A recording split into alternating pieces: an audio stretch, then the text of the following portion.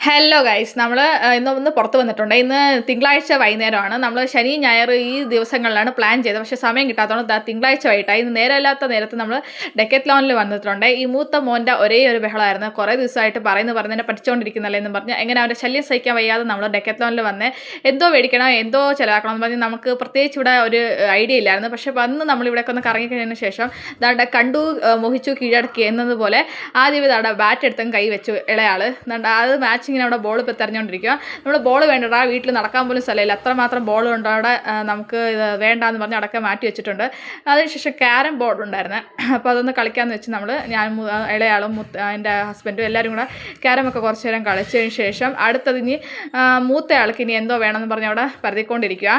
അങ്ങനെ ബോൾ സെക്ഷനിൽ വന്നിട്ട് അവിടെ നോക്കിക്കൊണ്ടിരിക്കുക. കളർ ഏത് വേണമെന്ന് പറഞ്ഞ് പച്ച വേണോ, നീല വേണോ, മഞ്ഞ വേണോ, വെള്ള വേണോ എന്ന് പറഞ്ഞ് ഇവിടെ കളക്ഷനായിട്ട് പിള്ളേർക്ക് കൺഫ്യൂഷൻ എന്ത് കൺഫ്യൂഷനാണ്.